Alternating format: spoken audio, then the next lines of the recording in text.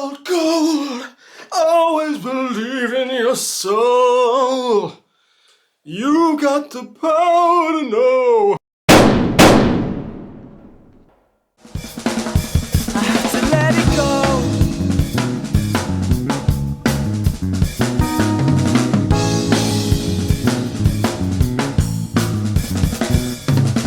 It's coming round again. It is coming, it's coming round again. Oh, hello. I'm Grimdork, and tonight we are going to be painting some golden boys as fast as we can. Here he is. So, speed painting. Custodes, talons, whatever you want to call them. Custodian guard. These are some of the most satisfying models to paint fast because you really don't have to try very hard and they always look really, really great. But saying that, I've got a method which I think really maximizes the balance between painting fast and looking really good. So I'm going to share that with you. Then I might put a couple of gems on it after that just to kind of spruce them up a bit. Now the other thing with this is that this is going to be a giveaway too. So I'm going to paint up this boy as a Talons leader, but the rest of the box is going begging. So I'm going to do a little giveaway. Lucky winner will win my handiwork plus a box of Custodian Guard, so they can build their own kill team. Can't say fairer than that, right? Now you might be asking, why Grimdork? Why have you primed it in black if you're speed painting it? Surely you would just prime it in gold. Well, there's a couple of different reasons for that, but the main one is that I find I get a much better finished result for very little kind of extra input by priming black and then covering him in gold afterwards. More so on the leader, because I've put a little cape on him. We want to leave that black, we don't want to get any gold on there. And also things like doing the weapon and the hair. We are going to have to, like the hair. I didn't mean hair, I meant plume on his helmet. We want to kind of probably block a few bits in white,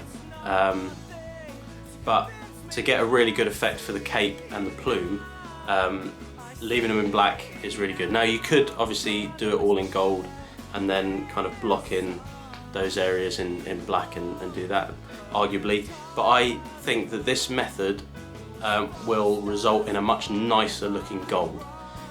So I don't know how much nicer it would be, to be honest. I've done both, but I prefer it this way, so that's the way that I'm going to share with you. This is a really good method to get them painted up as quick as possible, but still have them looking legitimately really good. They're not going to win any awards, and that's a disclaimer that I put on most of my painting videos. I'm not a particularly good painter, I just know how to paint fast, but I'm also kind of a little bit finicky about my models looking good. I do want them to look good. I don't want to just kind of blast through them with minimal effort, because then it's going to bother me. When they're on the tabletop and they're not looking their best, it's going to bother me. So this is kind of the minimum input I feel into getting them looking actually good on the tabletop and get some kind of nice comments on them. If you want to take it further than there, absolutely I encourage that. But that is not what this channel is about. This is about cutting some corners and just getting rid of that unpainted plastic. Most of us have a big pile of shame, me included, right? So let's try and combat that a bit, right? If you've got some quicker methods to getting your stuff on the tabletop painted, then let's utilise that, right? You can always go back and add more detail to things, but it's going to make you guys feel a lot better if you've got painted minis and painted terrain on the tabletop. It really makes a massive difference. Some of you might be new to the hobby and very daunted about it, so again, this kind of video is for you. It shouldn't have to be a daunting process, but most people, I feel, make the mistake of trying to emulate some of the really great painters out there by following their tutorials. Their tutorials are great, I encourage that you watch them and follow them and develop your skills, but as a kind of nice baseline, I feel like some of these methods might be better for beginners who don't want their models to look sucky. Problem is, if you follow a lot of these tutorials but you don't have the skill set or you don't have the experience, then they're not going to look as good, and then you kind of might feel a bit upset about that. So hopefully having a method that's a little bit easier to get to grips with might just boost your confidence a little bit, and again you can build from there. Or you might just be like me and be lazy and impatient, and you don't want to have unpainted models on the tabletop, but you're kind of a bit too lazy to invest hours and hours and hours on a single model. This is, again, a good method for you. So here we go. Won't you join me? Join me on this adventure. What shall we call him? Gleaming Robert. Shiny David. Oh, we had a David in the last video. My Tyrannid was Bitey David, so he's Gleaming Robert. Welcome, Gleaming Robert. Let's get started. So, I've primed this boy in Chaos Black. You can just prime it in Retributor armor if you like, but I just believe, and it might just be a placebo, but I just believe that I get a better result on the gold if I prime it in black and then just coat it in Retributor armor off the brush. So that's what I'm going to be showing you. So the first thing we're going to do is base pretty much everything in Retributor armor with the brush. I'm going to avoid the sword, the plume and the cape. So a nice fat brush for the coat. We're just going to kind of slop it on, but we want to avoid the sword, the cape and the plume. So we're just going to go ahead and just slop this on. I'm not going to bother thinning it down, but I'm going to be careful not to let it puddle, right? Because you don't want to lose any detail. Trick to doing it fairly speedily is to kind of slap it on quite thick and then just move it around. Like I say, you don't want to let it puddle anywhere.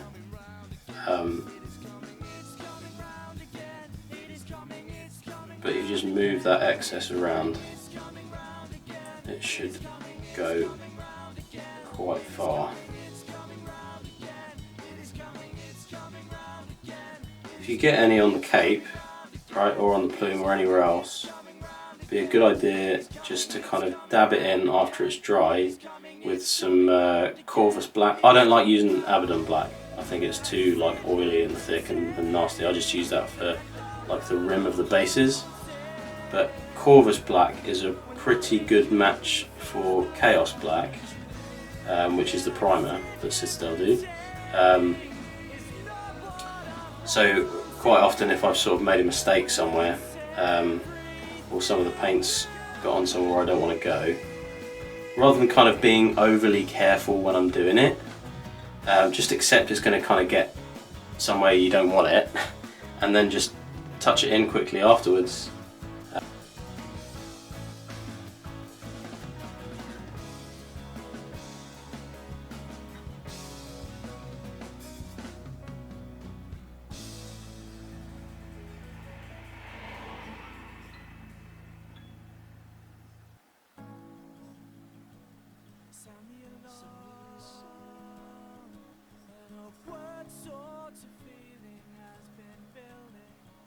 So really make sure you haven't clogged up the detail on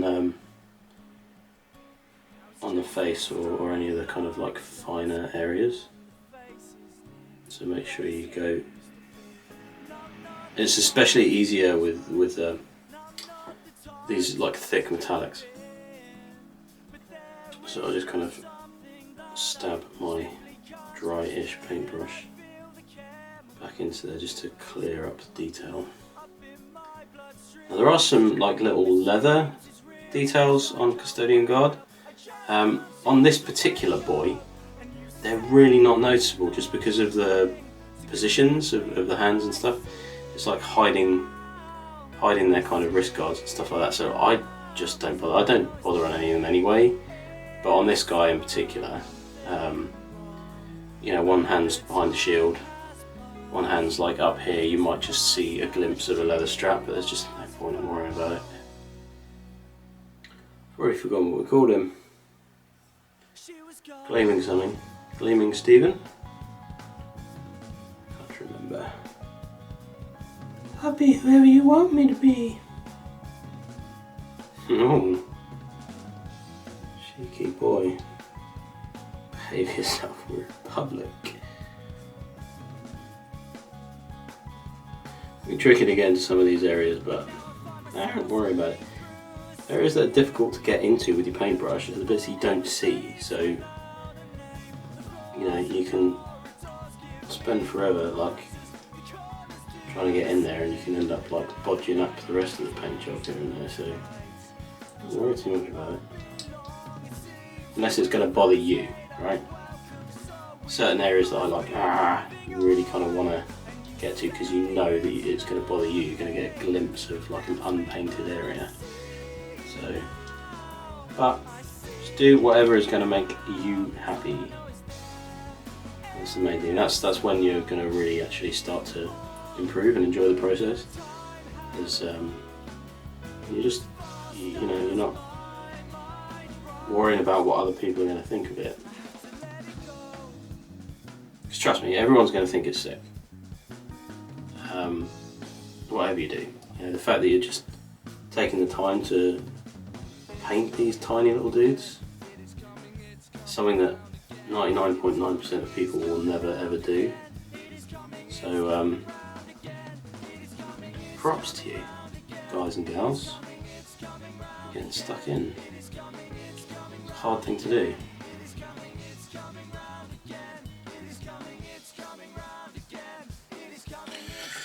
Just switch to a slightly smaller brush just to get some of the detail on his hand near the sword, just so I'm not spending forever. Have a look.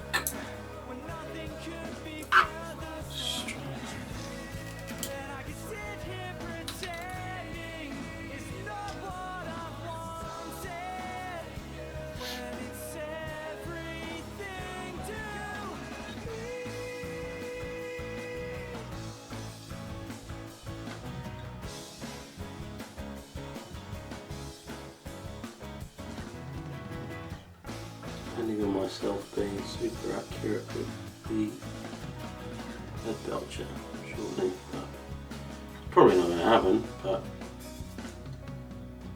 this is probably the quicker way of doing it. Just make sure there's no bits you've kind of missed or bits that are looking a little bit thin. Now you're going to wash it shortly, so don't worry if bits, I mean within reason, if bits look a little bit patchy, because that will be pretty well hidden. The finished gold is not going to be like pristine, it's going to look slightly antiqued, because we're going to do that dry brush in the light gold afterwards. So you want there to be a little bit of variation, just as long as you've kind of, well, you've not left any obvious bits of black, like I have just there. Again, just make sure you've not clogged up any detail.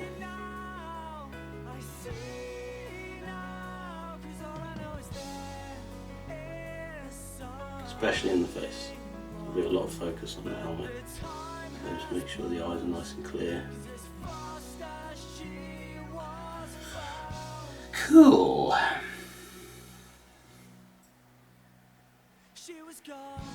There's a couple little bits that I've kind of nicked on the black, so I'm going to go over and just touch those in. Shouldn't take a minute. Right, a little bit of Corvus black. Just going to go back over some of those details that I've bodged a little bit. Should only take a second, just literally touch them in like that. Just cover up the gold. Doesn't matter actually, if it shows through a tiny bit, it doesn't really matter, because you're gonna we're not leaving these things black, so there'll be more coverage. Speed is the aim of the game. Not that you want them to look shit. I don't kind of sacrifice neatness. But if you want to get them done fast, there are some corners that you can cut and no one is ever going to notice. Custodes is a really good 40k army to get into if you're on a budget. It's such a low model count, and you know, the other thing is that they are super duper easy to paint. Actually easier to paint than Marines. It's kind of slightly less detail, less colour variance, so it's pretty much a dream to kind of buy, build, paint. Now the gold bits are gold, and the bits that aren't supposed to be gold are not gold. Alright, we're going to do my favourite bit. This is my favourite recipe for red. Prime in black, slap on some Blood Angels red, and then dry brush with Mephiston red. It's so good and it's so easy. Alright, so you're not going to really be able to see much difference because it's going to be very dark, this red. Don't worry about it. Don't be tempted to slop it on thicker. And you can do this with any colour, you know, following a similar kind of pattern. You just prime in black, then use whatever contrast colour you want to, and then dry brush over the top. It's great for things like capes and hair.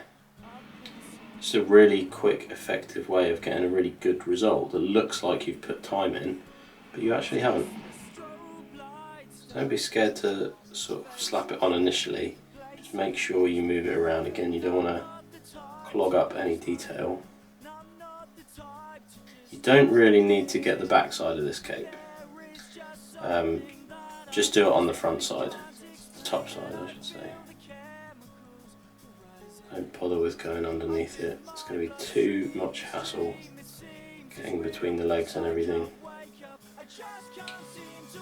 There's this sort of crest on there. You want to make sure it's nice and clear. So dry your brush up a little bit and just go back over it, just wicking up some of that excess paint.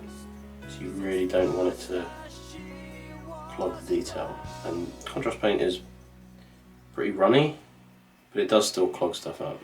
So that's the red done. You can see it really doesn't look very red right now, but you've just got a slight kind of hint. Most of these boys don't even have capes, so you're not going to have to worry about it. It's just one that you have on the shield captain, which I like to use for a leader in kill team.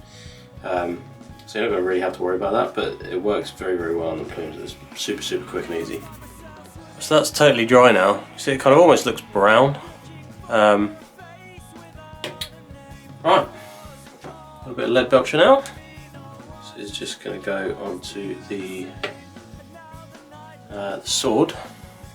So I want to try and avoid the blade if I can. But lead belcher goes on pretty well over the top of black.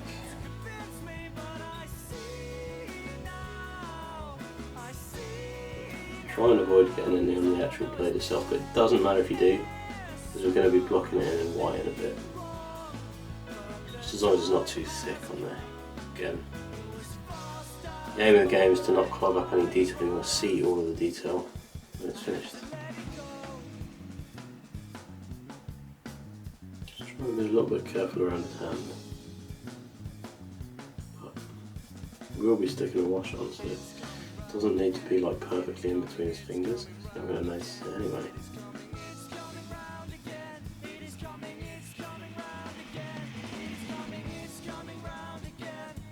So I've added a little skull on the base of this one. You don't have to do that, but just thought it would make it a little bit more interesting.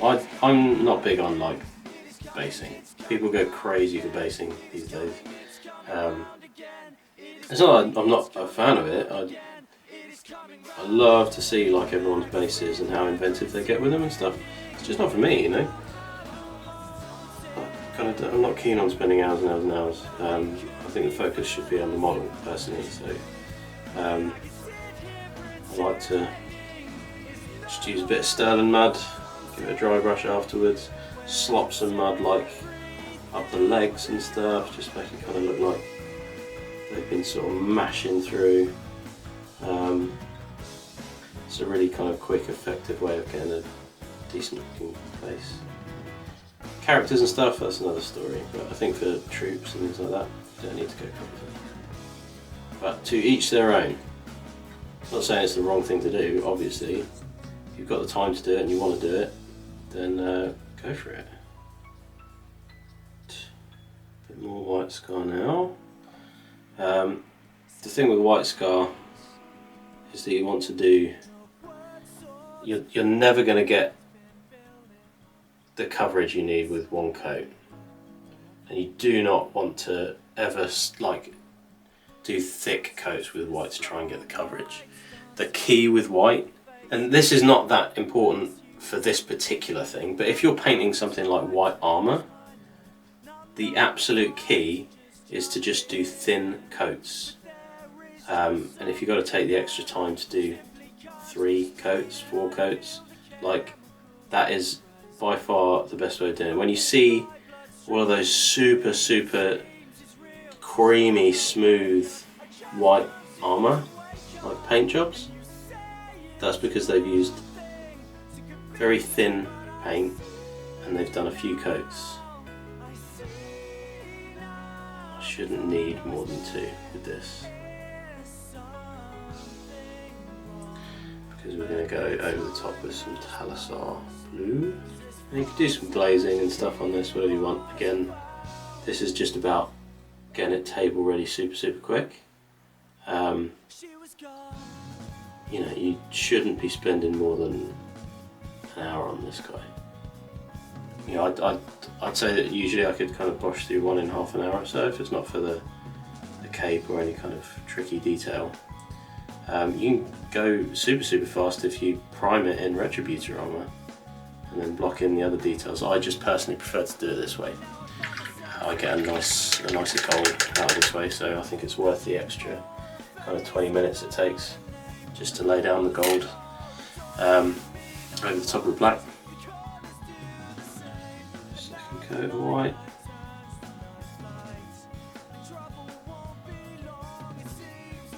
It's a nice little trick that I do occasionally with these sorts of weapons where I'm blocking them in white and then putting a colour over the top, is rather than like glazing in a particular colour gradient, I'll do kind of a glaze or a gradient in with white and grey, just so it's kind of slightly darker down towards the base end and lighter at the top. And then when you lay a contrast colour over the top, you see the gradient through it. It also helps to kind of blend it a little bit more cleanly as well. So that's a nice kind of tip for like a glazed effect. Contrast paints get a little bit of a bad rap here and there, but honestly they're such an excellent tool. I wouldn't use them for everything, and some of them are terrible, but they really have they're really a great tool for certain things. They're amazing, they're absolutely invaluable, especially if you're a speed painter. While I've got the white out, I'm gonna do the tricky bit. Just get some white in those eyes. Always going from the side to the eyes, you can find it a lot easier.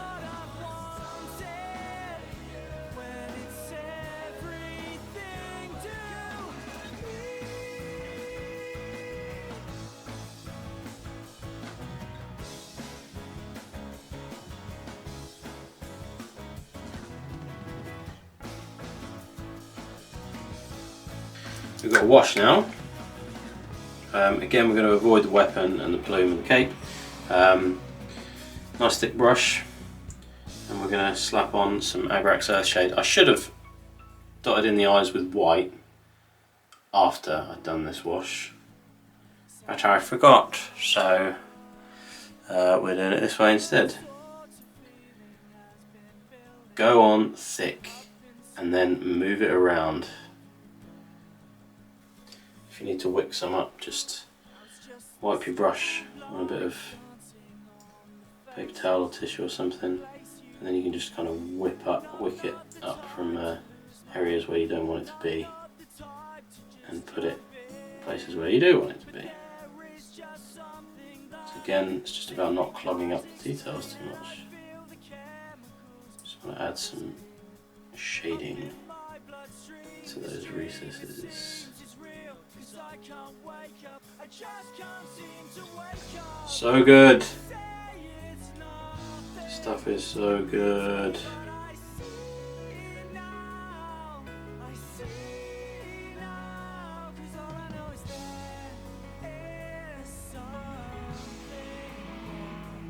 I really have brought my Nuln oil to do the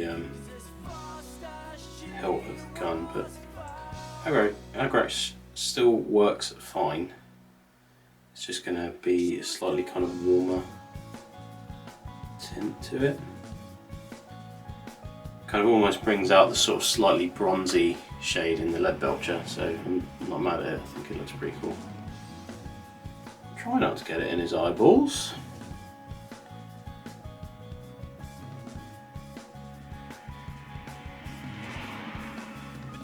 You probably can't pick that up on the camera, but it's made the gold a much sort of richer shade. It's taken some of the sheen away, and when we go back over it with a dry brush, that gold is really going to pop. It looks so good afterwards. Right, and I think we're going to dry brush the red so you can start to see this red really pop. Okay, so key to this is you don't want too much of it on the brush. So you're going to rub it off on some tissue. You can always add more, so don't go crazy at this stage. But this is going to be quite a heavy dry brush. It's not going to be super heavy, but what you're going to do is just rub it over the surface just to catch all of these details, and if you can, follow the lines of the cape, like where it's folding, so it's slightly brighter on the tops. Catch those edges too. Just slowly build it up, but less is more. It's not, more is more, but you know what I mean.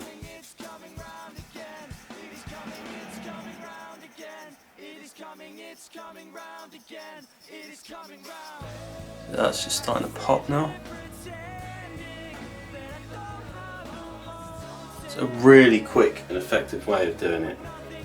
But you don't have to mess around with like loads of shading and edge highlighting and stuff. Just quick and dirty.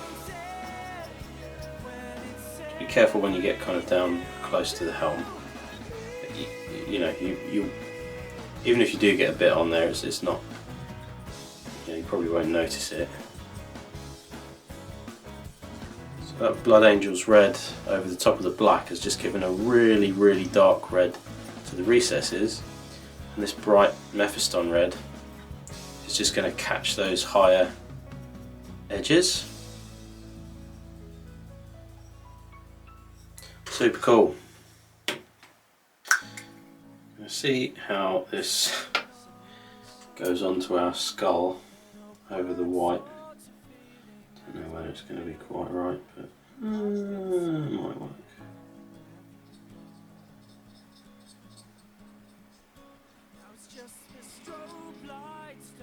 But that doesn't look bad actually, just some Agrax Earth shade over the top of the white scar. Looks alright. Golden Griffin. This is what's going to go over the top of our gold armour. Take a good look, because this is where it's really going to transform. This is a much paler gold than the Retributor armour. This isn't just your regular dry brush, like catching the edges. This actually really helps to sort of give the gold a kind of patina, make it look old, which just makes it look more unique rather than adding like harsh, thick edge highlights to it.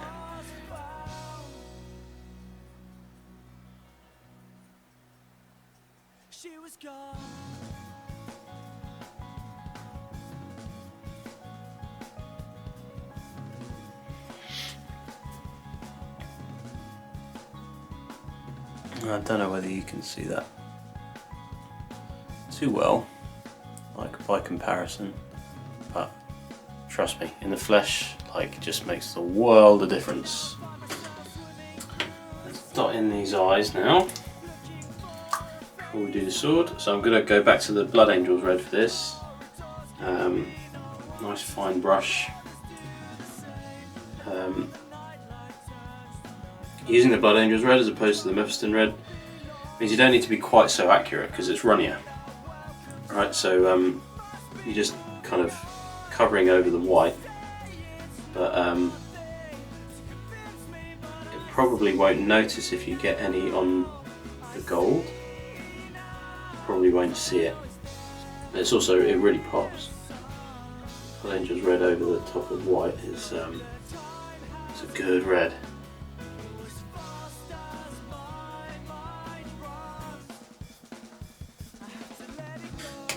Right, I like this bit. Talisar blue. If you don't own any, get out and get some because it's such a good colour. Look at that. Such a good colour. Right. Again, it's about not clogging up any detail. Get it nice and even, and then just let it naturally kind of pour where it needs to go.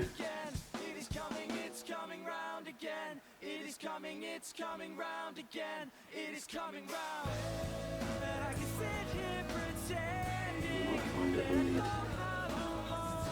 coat, and that's alright. There were lots of people on Instagram asking how I did the blades, and I was surprised because people, again, they go nuts for things like blades. They go into so much detail with, you know, glazing and doing little like lightning strikes and stuff on them. So it took me by surprise that people were like, "Oh wow, that's a really great sword," but honestly, it's lazy as hell.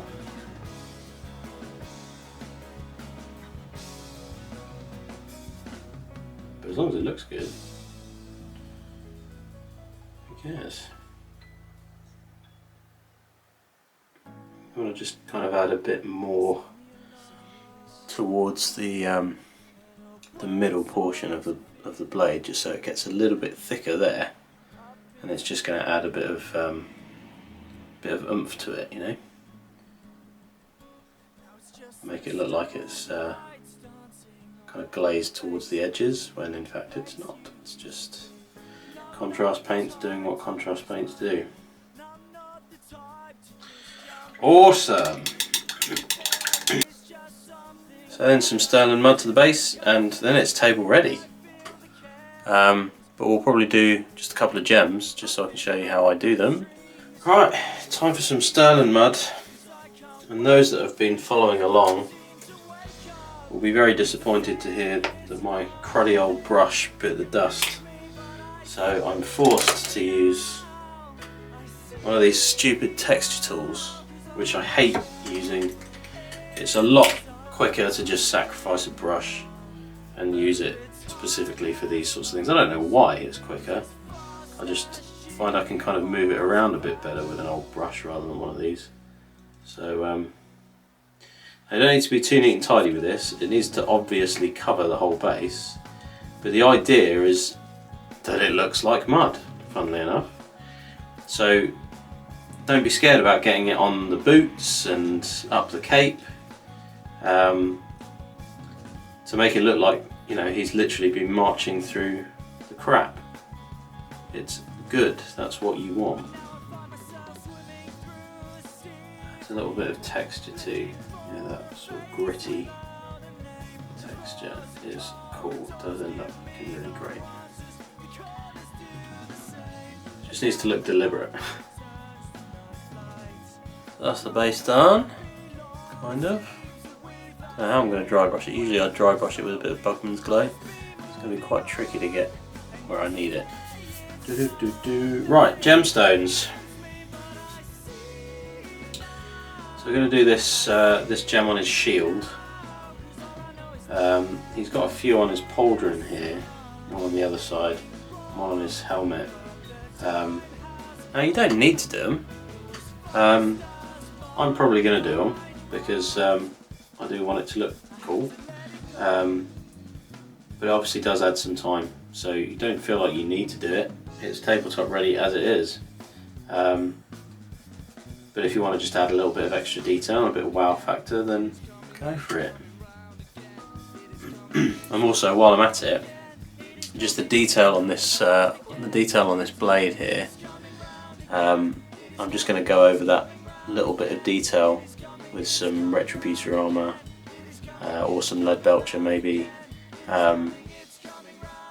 Again, just to sort of help it look a little bit more detailed.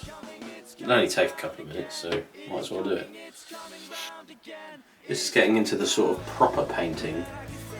And I try not to do that because I'm not very good at it. But if I can do it, then anyone can. So.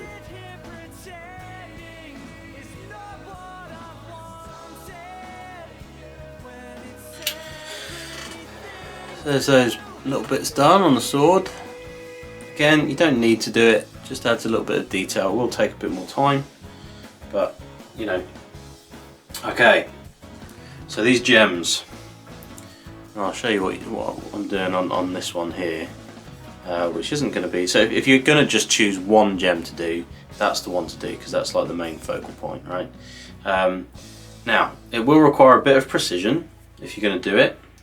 The key when you're doing any kind of precision is first you need a decent brush that's small, right?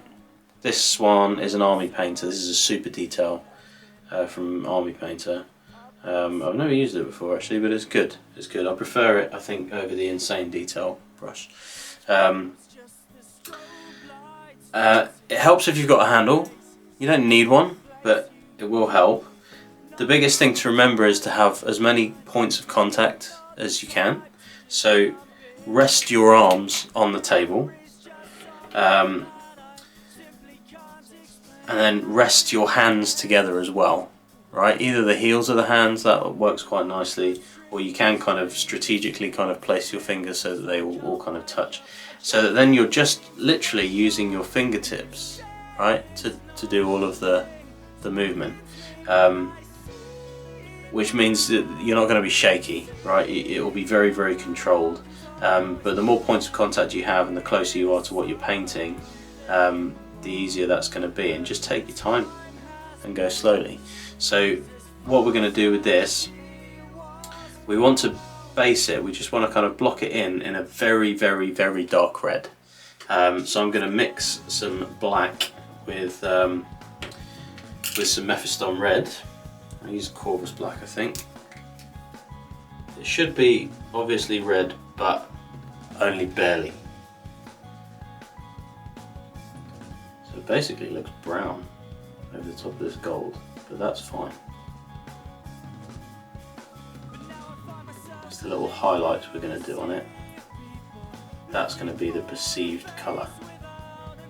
Right, so even though the bulk of it's going to be brown, the perceived colour is going to be sort of mid highlights. So just take it nice and slowly. You want to leave the rim gold, but then just block in the centre of that gem like that. It will not take long to dry, so you should be alright just going straight over the top of it at this stage with the other bits. Right, so the next step is some Mephiston red. Right, so you're just going to go slightly brighter. You might want to mix it with a tiny little bit of the black, but this bit's going to be noticeably brighter than the colour that we've got there.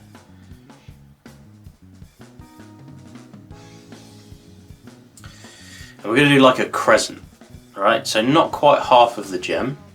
Right, for this we're going to imagine that the light's coming from sort of this angle, and this is generally the way that I tend to do it. So kind of the light's coming in sort of just a bit shallower than 45 degrees. And it's kind of hitting the gem and shining through and dispersing inside the gem and out the other side. So we want to do like a nice sort of crescent on this bottom edge at a slight angle. Not quite half of the gem. And we do want to leave kind of a little bit of the darker colour right on the outside edge.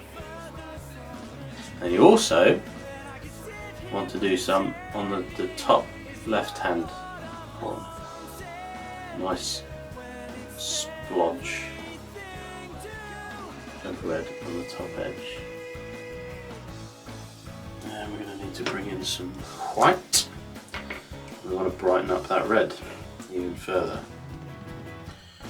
Not too crazy, and you're doing exactly the same thing, but just a smaller area, right?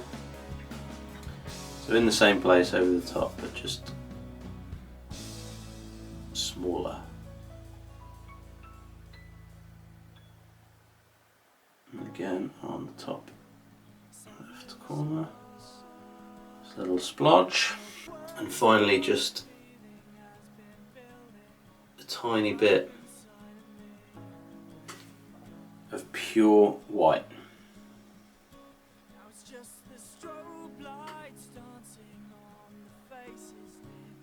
Same area. So very, very thin line. Take it super slow.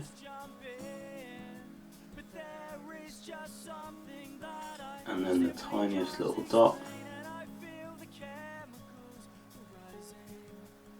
That's it. And then you got your gemstone. Easy as that. Just requires a steady hand, but it doesn't take that long. So if you mess it up, you can kind of correct it or start again or whatever. It's all good. But it does just add a nice little detail. What I like to do afterwards is put some gloss varnish over the top. Just a nice layer of gloss varnish really helps it to pop and make it look shiny shiny. So that's you know, a nice little finishing touch for it. That's basically it. I'm going to just go and do a few more gems just for the gram. But that's your custodian guard basically all finished. Did not take long, right? You know, I've noticed that a lot of people take, you know, a couple of sessions, you know, 2-3 days, over the course of 2 or 3 days doing a single model. And you know, if it wasn't for the sort of faffing and chatting away, you know, probably for this guy 45 minutes, not counting kind of time it takes for layers to dry and stuff. And then plus the kind of finer detail bits. So not a long process to getting a really decent looking model. Are you watching, Henry Cavill? You're welcome, mate. I see now, 'cause all I know is there is something wrong, but the time has come. It was fast as my mind.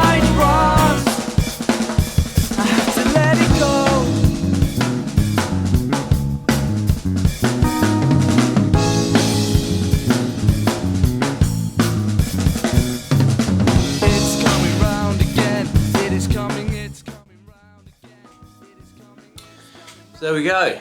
There's our boy. Came out alright. Not bad for, like, you know, not that much time investment, right? Certainly, you know, even if you're going into like lots of detail on it, shouldn't take you any more than an evening, you know, a couple of hours, something like that. So I hope this has been helpful. So this boy and the rest of his squad will be up for grabs in a giveaway that I'm doing. So if you haven't already, please subscribe, like this post as well, and leave a comment. Let me know what you thought of it. I've got some other quite hefty giveaways coming up as well. So if you want to know all about them, then you're going to have to subscribe and keep an eye out.